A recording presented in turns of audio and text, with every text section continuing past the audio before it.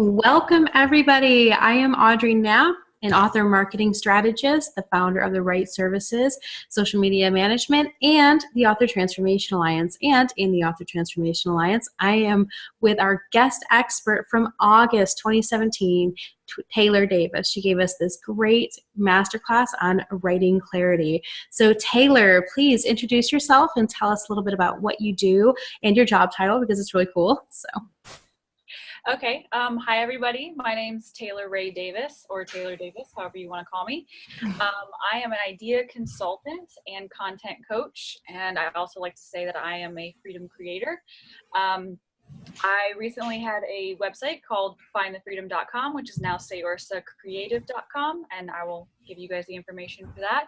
And I like to help turn people's ideas into content. So whether that is a writer, whether that is a business owner that wants to get their ideas out there, I like to be able to pinpoint that amazing information you guys have in your head and find a way to share it with your audience in the best way. So I like working with a lot of different people, writers, business owners, all that type of stuff. And I can definitely relate. So, all right. So can you tell us a little bit about the masterclass that you created for the Author Transformation Alliance? Yeah, absolutely. So I created a masterclass about writing with clarity. I do realize that it's a huge problem nowadays, that we have so much stuff that's going on, all these distractions, all these different things that are clouding up our minds. And so I find that a lot of my clients, friends, coworkers, everybody, they're like, I can't remember words. I can't remember what I'm trying to say. I can't find enough time in the day. And so I talked a little bit about kind of like just focusing on one thing at one time. I use note cards. I like to talk about that a lot. But I really like to pinpoint about how you can focus on your process and focus on your story and kind of pinpoint different areas in that help you kind of, for lack of a better word, focus on the one thing to move on to the next instead of getting bogged down by all these different, I have to think about the end and I have to think about the beginning and I have to think about this character and this character. And it's okay, just take a deep breath. So I like to focus a lot on clarity because I kind of think it's the first step. You find clarity to write better, but you write to find clarity. So it's kind of like a, giant circle. Yeah. So being able to help people find clarity so they can write better is I like doing that a lot. That's awesome. And I love your course too, because you went into both writing clarity and then your schedule, your outlining process and things like that. Can you talk a little bit about that side of it too? Yeah. I feel like I'm blanking a little bit because I feel like it was so long ago. So sorry about that. But let's see, I talked a little bit about the process and how you kind of have to set up your writing process so that way you don't get bogged down with those ideas. And I'm actually trying to remember exactly what I said, because I still do that, but it's been a while since all the different stuff that I went over in that. So I talked a little bit about how you have to kind of figure out what lesson it is that you're trying to teach. And that came more for your story. And to kind of figure out what are you exactly trying to say? Yeah. Yeah. So a lot of people, when they start writing, and they've talked to me about it too, they have I have this great idea for a book. And I'm like, okay, well, that's great. But what exactly it is that you're trying to get to people? It can be a love story. It can be, you can add anything to any story, but it's what is that one lesson that you want to learn? And a big part of my masterclass was that you have to figure out what is the one lesson that you are trying to show inside of this writing that you're doing. And so that was kind of the, focus on the lesson and then create content from that. And then I actually talked a lot about, with your process, what is it that, focusing on one thing at a time. So I like to use note cards for that. Yes. Sorry, go ahead. Oh, no, I was saying, yes, that was so cool. Yeah. And so I actually want to kind of pull up the outline because I feel like I'm missing a bunch of stuff. I'm like, oh my God, I can't remember. Yeah, it was like really cool because you went into both productivity and the process, not just the process of getting your space set up, but the plot clarity and things like that. But I was really surprised by your productivity points. So yeah. So can I pause this? I am so sorry. I talked a lot about trying to like develop a daily habit.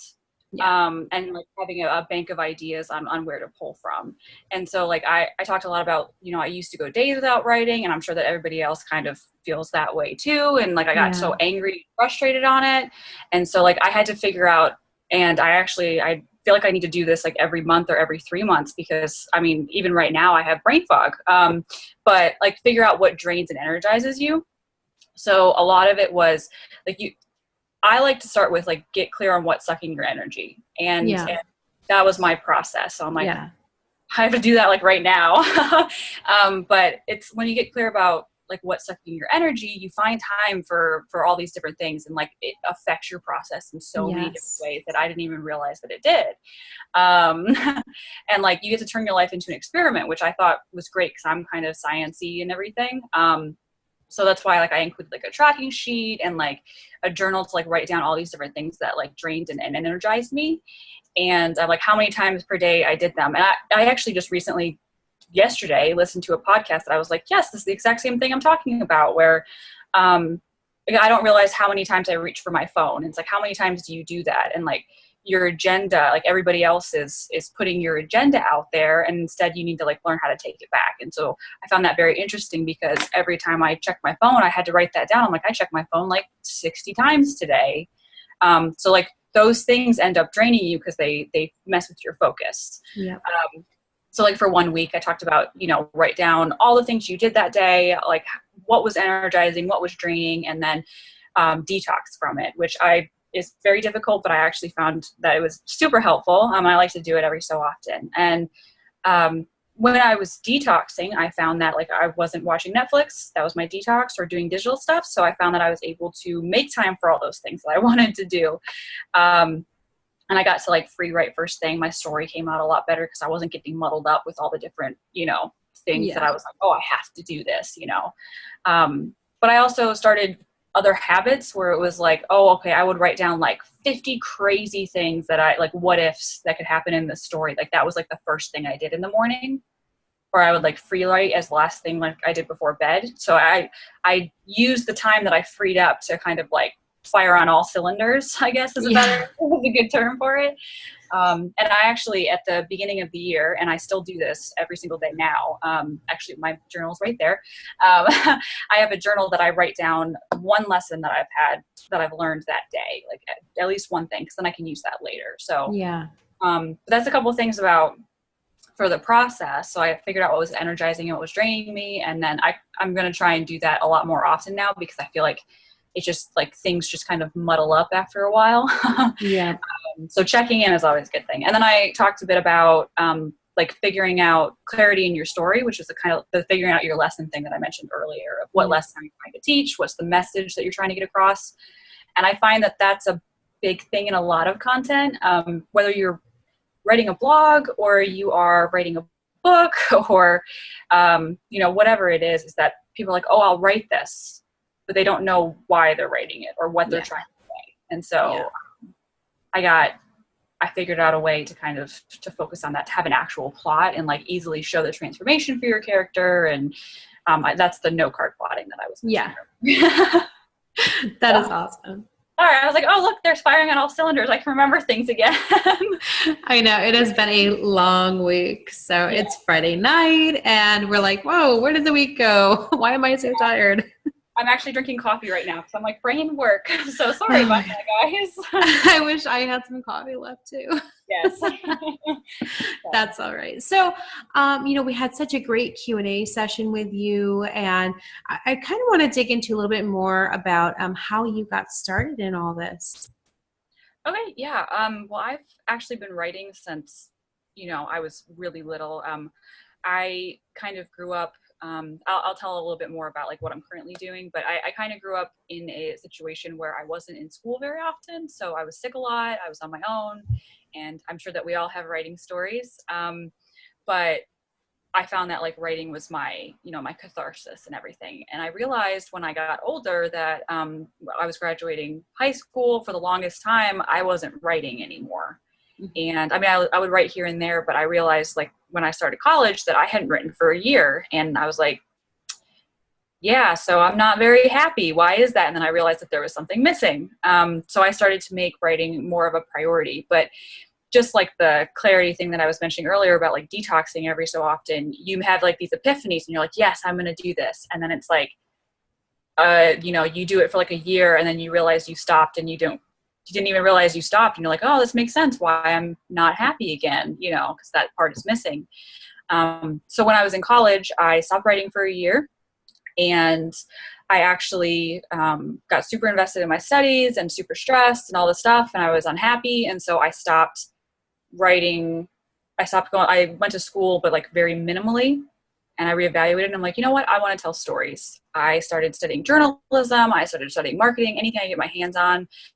And then I studied abroad, which I feel like is like kind of my turning point when I started this, because I realized how big the world was and how like we think that these things are so big. And then like we go into somewhere else completely different. You're like, wow, it's very small. Like, there are things out there where like we're told that, oh, when you write this book, like it has to be written this way. Otherwise no one's going to buy it. And, this story, this has to happen. And it's like, that's not what everybody thinks. That's just like what this one small area in our country thinks and everything. So when I studied abroad, I kind of had an epiphany. And after I graduated college, I started working in marketing and realized that kind of consulting and freelancing on the side. And I realized that a lot of people have all these great ideas, but they're like, but what do I do now?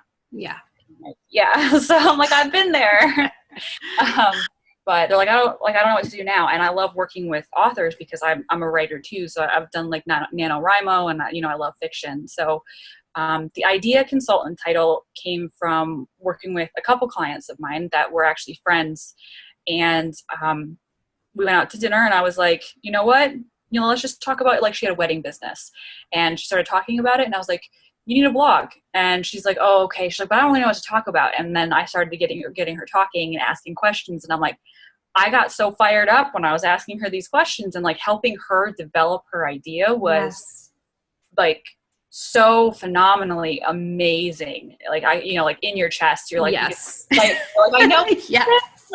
Oh yeah. And I kind of had another epiphany that night. I'm like, I don't need to pigeonhole myself into, I'm just going to do writing coaching. I'm just going to do this. I've never been an inside the box type of person. Yeah. Me too. Yeah. Yeah.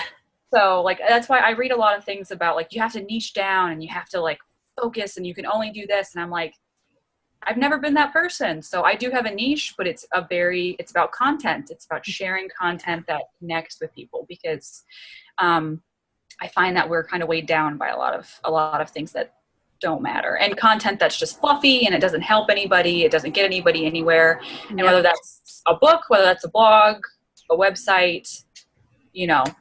whatever. So I like to be able to help people to do that. And my business right now, Stay Orsa Creative, it's all about developing content that connects with people, that creates a better environment and culture. And it kind of looks at those types of things, how you're communicating, and also you as a creator, how you're taking care of yourself, how you're finding clarity, how you're, connecting your mind and your body and that type of thing. So it's kind of like it's a circle. They all are connected, and you just kind of have to figure out how to focus on one thing at a time. And then you'll see that if one part's blocked, the other part will kind of be that way too. Yep, absolutely.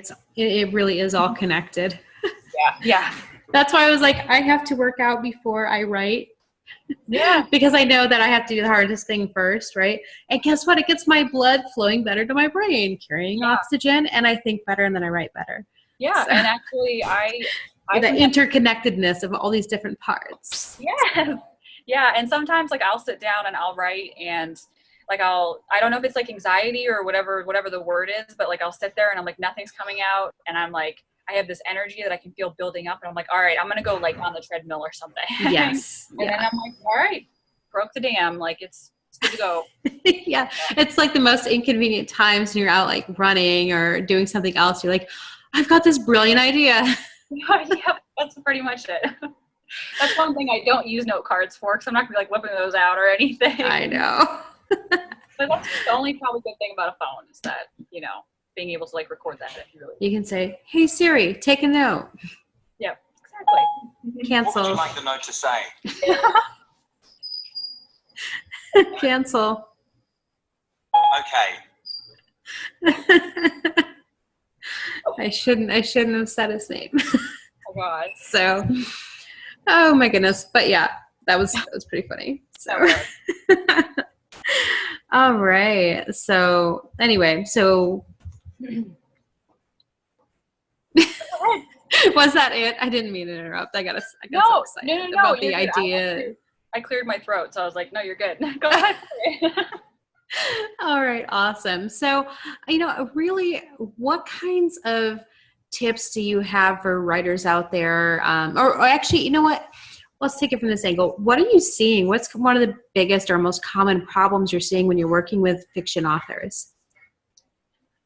Besides the not knowing like the main idea of what they're trying to say, a lot of people actually, they have problems with, okay, they have like these characters, but they're like, I guess caricatures is a better word for them. They're not deep. They're not meaningful. They don't help people connect. And a lot of people, and this goes for pretty much any content, they don't make things that, like, why do I care? Why do I care about this person? Like, give me something to feel for this person. And that's kind of what a lot of people are disconnecting from. And it's something I just said this to my boss today. I said that writing's easy. It's understanding people that's difficult. Yes. And understanding what people care about. And that's why certain characters you're like, I don't really, this person isn't like getting me. It's because like I don't connect with that type of person, or they're very like two-dimensional, I guess is the word for it. They're very two-dimensional because you're not showing like why I can feel for that person. And so that's a big thing. When it comes to like blogs and other content, a lot of people aren't focusing on the person they're trying to reach as if they're like having a conversation with somebody. They're talking about how they did something instead of like, why does this person care? Like, you're focusing on their problems to show them a solution. And fiction writing is the exact same way. Your character goes through a problem and comes out either better or worse on the other side and finds that solution to it. Absolutely.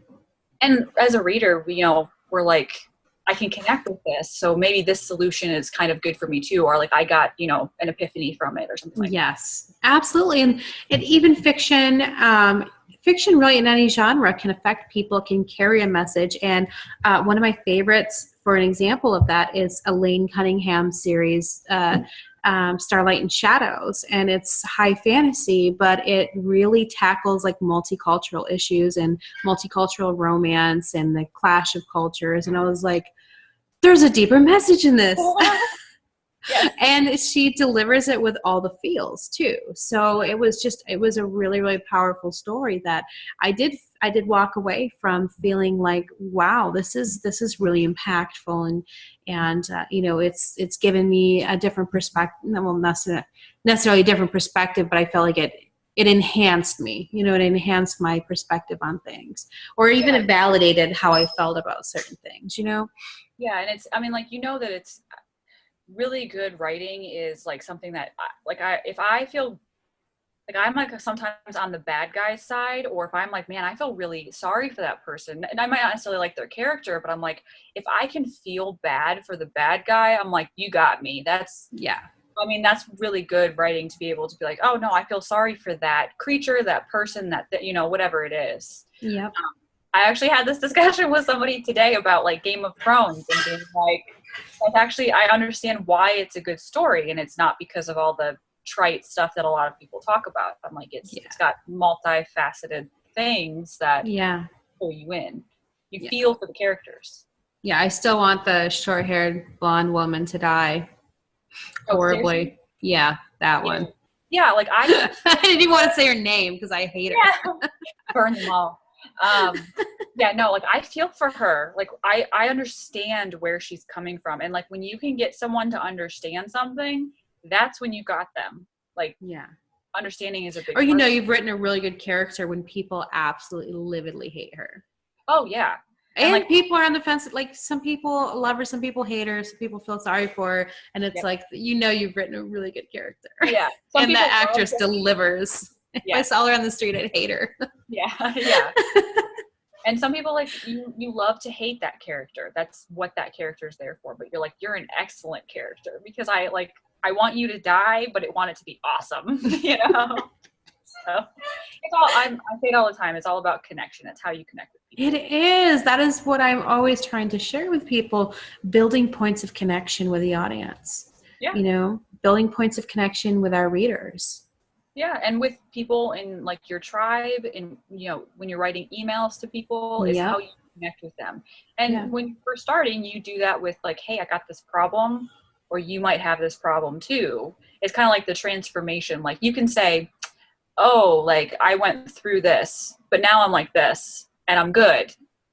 But that's not going to make me connect with you. Like you have to show me and like make me feel it, to like connect it to my problem, and then be like, oh yeah. Like, Exactly. And whether it's an email or on social media, I'm constantly telling people, you give, allow yourself to be a little bit vulnerable and provide those points where people can say, that's just like me, or that's so similar to what I'm going through or what I've been through. So I love that you're hitting on that. Or like, even if like, make it about them at first and like ask them a question. So ask them like, have you ever been like this or like faced this struggle? And be like, I have too. And this is what happened. And this is how I got through it. And that shows, like, it starts to build like, yeah, I got this. So yeah, that's a big part too. I'm all about creating authentic content, creating authentic relationships, because one of my biggest things that I want to do with my business is that there's too much stuff that is just, it doesn't matter. And we get caught up in it. And it's very much like the same thing with characters and with writing. We have all these ideas about like, oh, but it has to be perfect. It has to be this. And I'm like, no, like just tell the truth, get it out there, like make genuine connections, share amazing ideas. Like that is absolutely beautiful. And it gets rid of the bitterness and the anger and all these other things that are clouding people up and making them unhappy. Yes. Oh my God, please. Yeah, I that's such a big, I see so many people that I work with that are just unhappy and they're bitter and they're angry and like there's drama and all this stuff. And I'm like, you realize that if you just focused on the thing that you wanted to do and got your ideas out there and created like connections with people instead of making it something bad, the world would be so much better. Yes. I feel like that's kind of where I'm going. It's a lofty goal, but I'm like, I want to try. I love it. I'm right there with you. Yeah. So, be good to people, be kind to people, and focus on our goals, not on the petty drama. Yeah. Not on all the negatives, all the things that life could be, because there are so many good things that life has for us right now, and not just like being grateful, even though I really believe in practicing gratefulness, but also in looking forward at, life is supposed to be a continual march forward to better things. So I don't get the nostalgia of like, oh, I loved when things were so much better whenever. And I'm like, no, there's so many more better things to come. Come on.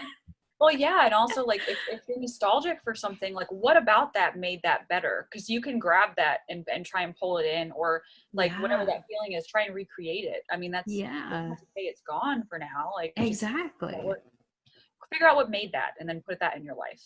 Yes. So absolutely. Yeah, same thing.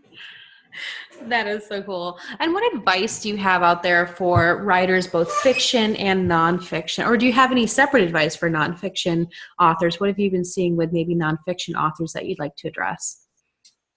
I mean, my biggest thing is literally like create connection, and don't write just to write and to put something out there. I see so many people, and I'm actually like working with a client right now that they're like, oh, well, we should just post this. And I was like, but what does that do? Does that help people at all? Or are you just doing it because you saw someone else doing it? And so like write things that actually matter to you, because like content that actually it connects with people it's pointed and it's purposeful and it's painless. Like it shouldn't take too much energy from you or the person that's writing it, and it should have a thing that's trying to get them through, the reader, whatever it is. So when you're writing, just like write what you feel, I mean, obviously you're going to have to pull that back for certain things, but be honest, try not to regurgitate. Yes. Yes. If you think that it's all been done before, that's fine. It has all been done before, but it hasn't been done by you. And I know that's kind of cliche nowadays, but it's like, but it's so true. So true. It's like, and I was trying to tell this to my client. I'm like, there are a million wedding blogs, but guess what? Like, I might not connect with that person. Exactly. And it's such a personal thing. Like from weddings to, even what books we'd read. I would love to connect with Elaine Cunningham, for example. I want to connect with indie authors who, or even traditionally published authors who resonate with me, who I feel like I have connection with, who take the time to say hi back when I post on their stuff, right? Yeah. And I listened to this podcast. It was, I think it's called Your Creative Life. They haven't done in a little while, but she's an author in Australia, and she had a co-host as well. She also interviewed other people that were doing creative pursuits and writers and everything like that. And I was like, I connected with her more so than I connected with some of the people she talked to. Yeah. So I'm like, you're writing a love story, that's your book, but there's a million love stories. It doesn't mean that I'm going to connect with all million of them. I'm going to connect exactly because of something that you said. So people have this kind of like idea that they're like, oh, well, I have nothing original to say. And I'm like, you don't have to say anything original technically, just say what you mean and go from there. Yeah. And don't be afraid to put it out there authentically with your voice. I mean, I was just having this conversation with one of my own clients as, the idea of a crowded marketplace, and of course in the entrepreneurial world, we all know better than to blame an overcrowded marketplace or an oversaturated market, as a lot of authors say. It's about how you stand out and how you come above the average to reach out and connect with people. Yeah. Yeah. And even the job that I'm at right now, it's like a healthcare industry. So I do marketing for them as well. And they're like, oh, like sales, marketing, everything. Someone once told me that marketing is manipulation. And I'm like, that is the worst possible thing that you can, like, that's to me, a very skeezy thing to say. Yeah. Because to me, marketing is about connection. It really is. Yeah. It's about, hey, I understand. It's literally, like, by definition, supposed to be building relationships between a brand and people. Yeah. And so like the place that I'm working at now with them on their healthcare stuff, they're like, well, we have the sale, we need to make money. I'm like, yes, but if you make a connection with somebody because you're sharing information, because you're giving valuable information to them, they're going to buy your stuff. Yes. So like with books, the woman who did the podcast, like she did interviews on a podcast that was completely free. I bought her book because I connected with her as an author. And when I worked with a couple of my actually author friends and I was helping them set up, I'm like, it's great to have a presence online because then it's a way that you can share your ideas with people. It doesn't have to necessarily be about your book, but it can be about writing. It can be you talking with other people. I mean, what you're doing right now with the Transformation Alliance, it's building that. And it is self-serving to a point because obviously, I mean, everybody wants to make money. Everybody wants to share their ideas. Like that's not a secret or anything. Yeah. But it's also, you want something more than that, because if you just wanted money, you'd be working at a regular job. Yes. You want a better connection with people. Yeah. People wouldn't be trying to run away from their jobs if. Yeah. Like they're all searching. We're all searching for that connection with people. And that's why we're running away from our jobs. But yes, that's why we build our own writing tribes. Exactly. and being able to share feedback and stuff. So when it comes to giving advice to fiction writers and nonfiction writers and bloggers and anybody, I'm like, just put it out there. I know authentic is like another buzzword that's nowadays. Yeah. But just stop trying to be everybody else. And like when it comes to content, just figure out what kind of what you're trying to say, obviously, what you're trying to help people with, because all writing is helping people with things. Yep. But also, like, when it comes to what are you trying to create, like, in a culture by putting this out there? Because that's a big part of it, and a lot of people don't even realize it, but the book that you're putting out is going to affect the world around you somehow. It might not be a bestseller, but you're contributing to a culture. So I like to bring that up. I'm like, what content are you putting out? What kind of culture are you creating with that content? Yeah. Because and this goes back to the job that I'm with right now. They're like, well, we don't want to put something out because it might offend somebody. And I'm like, yes, but people are going to get mad regardless. Yes. So put it out there, and if they get mad, you don't want to be around them anyway. So, like, that's not something, that kind of culture, if you let that happen, like, think about your content. Are you wanting that kind of culture around you? If not, don't do things to cause that kind of culture. Exactly. Like, does that make sense? Absolutely. Absolutely. This is a great conversation. I love talking about this stuff. It gets me so excited. I know. I love geeking out on this kind of stuff. So Yeah. It's like, it's so hard to hold back. I'm like, oh yes, you're hitting on all the best points. Yeah. And I know that a lot of this advice is like, be yourself, put yourself out there. Like, it's very woo-woo, witchy, whatever you want to say. Like, but honestly, I think that the universe gives you signs. I'm not like religious. I'm not anything like that. But, like, I think that the energy that you put out into the world, the kind of the universe, whatever you want to call that, is listening. Yeah. So, like, you want kindness, you be kindness. Yes. And I mean, bad things happen, even if you're kind yes, of like, absolutely. Yeah. But, like, even my client right now, she's trying to build her wedding business, but she's also trying to look for a job, and she's trying to build this business. She does a million things. And I'm like, I don't think you're looking for a job. I think that you're telling the universe, yeah, I want a job, but you really don't, which is why you're not getting one. Yeah. So that's a big part of it. It's your intention. That's such a huge can of worms too, but I mean, it is true. I mean, no matter how woo-woo it is, there are too many success stories. I mean, personally, when I changed my attitude about, what I was going to do, and like you said, she's trying to do everything. Well, guess what? When we focus and say, nope, this is what I'm going to do, this is what I'm going to focus on, we actually get somewhere and achieve results. Yeah. And then, when things don't happen, we also have to consider, and this is, again, a big buzzword, I think, now, too, is self-sabotage. Oh, yeah. So, but it's so true. I don't think it's just buzz. It's so important to recognize and be accountable for when we're standing in our own way of the change that success and achieving our goals brings. What do you think about that with writers? Yeah. I have things that I'm like, I'm standing in my own way, and like, I don't know what to focus on. And I'm sure that a lot of people on here are like, you know what, I have a million ideas. I don't know what to focus on, so I'm not going to focus on anything. And it's like, just one at a time. But there's so much out there that are like, and you even brought it up, like buzzwords. You're like, oh, here's this buzzword. And I know that this is cliche, like that's coming from me and everything. But like, that's the kind of stuff that, like, I like to focus on it. I don't want to fill it with fluff. I want to, like, let's look at this and figure out how you can use that in your content to spread these amazing ideas. Because the world's got enough crap. So spread authentic stuff.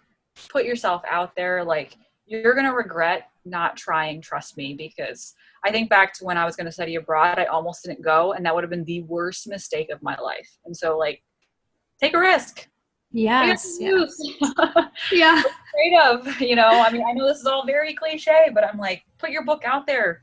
I mean, J.K. Rowling, even she got rejected like a million times. So, and Stephen King did too. Did they give up just because things sucked?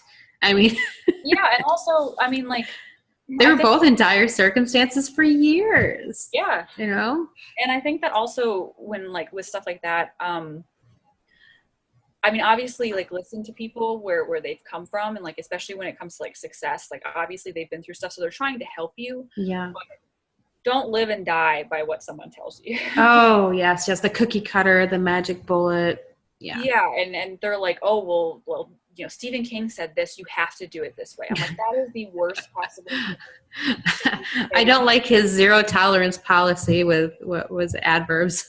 Yeah. And I'm like, not everybody, it doesn't always work that way. That's the way it works for you. Yep. But it's not like that with everybody. I don't know if you know who this is, but there's this guy named Dave Ramsey. He's like a Yeah. finance guru. Yeah. I took his class at work, and he was like, no credit cards. And I'm like, that works for you because you can pull out like $1 million in cash. Yeah. It doesn't work for everybody. So Yeah. like, you got to figure out your happy medium. And yeah, exactly. Like it's a balance. It's a trade-off. Yes, I am willing to pay a little bit more so that I can have these things that I wouldn't be able to buy, otherwise. Like when I was paying $1,100 every 2 weeks for daycare, I, had a little retail card so I could get my kids new clothes because they're little babies. So they went through a lot of clothes, Well, stuff like that. It can be controlled. It can be, it's like everything in moderation. It's moderated. Exactly. It's when you're eating, don't overstuff yourself. When you're spending, don't overspend. It's kind of, you gotta figure out your meter and like, oh, nope, going too far. And then, oh, wait, I'm going to come back. And it's the same thing with writing. It's like, okay, I'm sitting here and nothing's coming out. Like I'm frustrating myself even more. And you're like, oh, that meter's going. Like, figure out what can bring you back to absolutely. So. Yep. That's awesome. But I think that's such an important little topic, though, to kind of come back to focus and the connection with people. Mm-hmm. A lot of times when I recommend to clients to reach out and to be active marketers and go out and find readers and talk to them on social media, they look at me like I'm crazy. Oh, that takes too much time. It really doesn't. It doesn't take too much time to start a conversation with somebody who could absolutely fall in love with you and your work and amplify your message exponentially. Yeah, I remember that I was in Facebook groups. I mean, I have them like the, different business ones with bloggers and such. And I found one girl's site that I still like look at all of her freelance stuff. And I was like, hey, to someone else, like, I want to know more about freelancing. And so like I tagged her and I was like, here, talk to this person. And it's the same girl. Oh, she knows who I am now because she's like, thanks so much for referring me. Like, I didn't even know you before. Yeah. Yeah. You never know who's watching and who's taking note, And like a lot of it is just like if you're sharing something, like let's say, I shared like a blog post from yours, make sure that you're like tagging that person in it. And, you're not just like posting and be like, oh, well, I didn't respond. Yeah. They might not. Then you're not really trying to be seen. Yeah. So, and like, I would say also when it comes to like that, actively marketing, like do it without expecting anything in return. Exactly. Yes. I mean, it would be great to do something in return. I actually like to highlight people and everything, but like, don't expect that because that just comes off really bad. Yep. That's like going on a date and then being like, well, I expect like a ring. Like, come on. Yeah. Like that's pretty quick. Yeah. Yeah. So, but yeah. Awesome. Yeah. Go ahead. Sorry, go ahead. No, sorry. I thought you were done. No, you're good. Okay. So I think that really covers it. We've talked about some really great things here tonight. And, night by the windows behind me.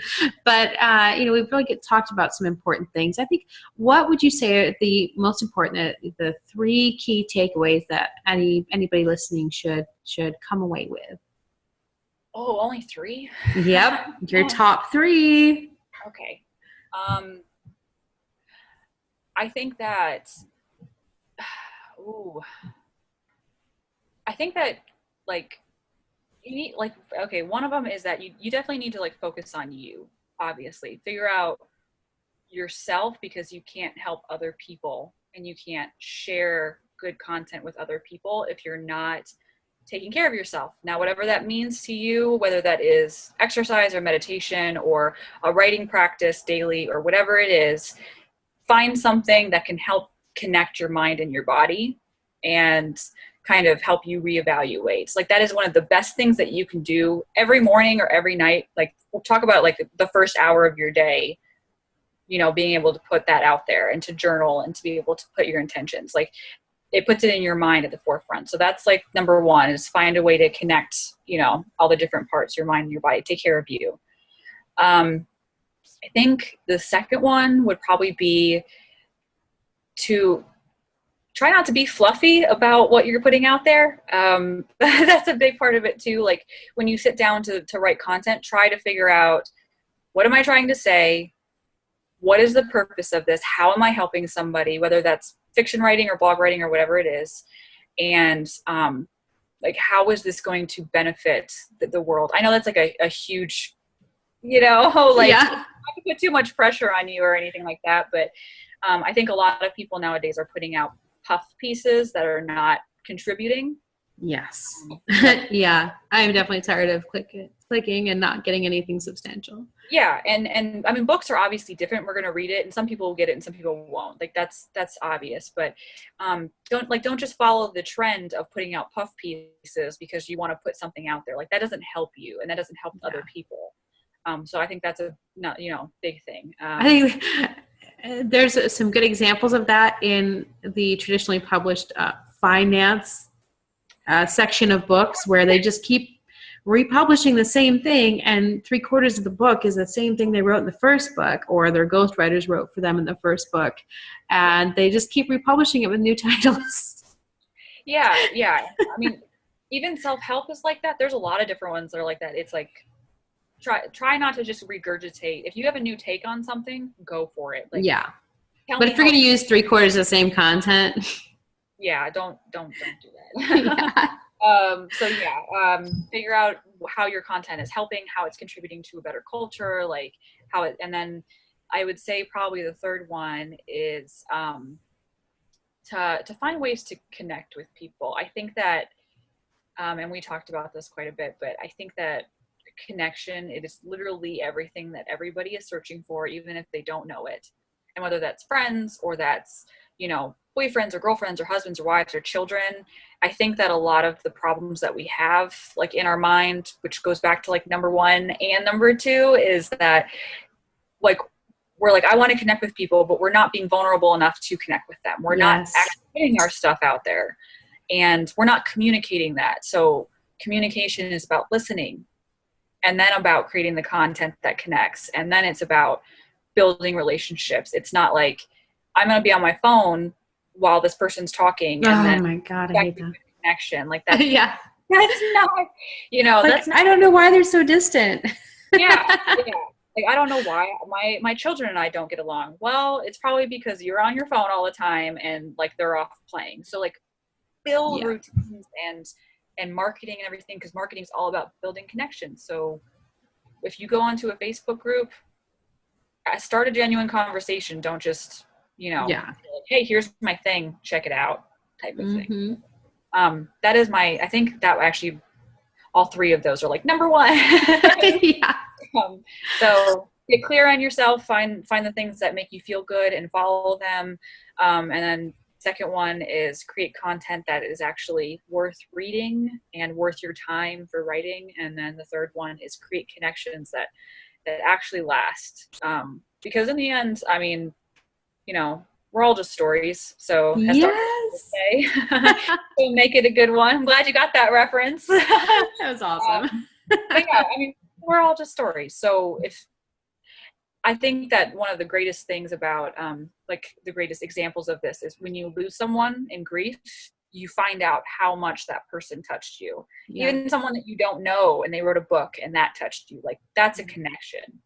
So absolutely strive for that type of thing. I think that's my 3. I love it. That is awesome. Thank you so much. Yeah. I really, really appreciate your time tonight. Everybody, if you want to check out more about Taylor Rae Davis, is that better? Yeah, Taylor Davis, it's okay. Then, or just Taylor Rae. Yeah. Right. Check out more about her down below in the caption of this video and leave a comment. Tell us what you think. Tag Taylor and let's start a conversation and get connected. Thank you so much for joining us tonight, Taylor. Bye. Bye. Thank you, guys.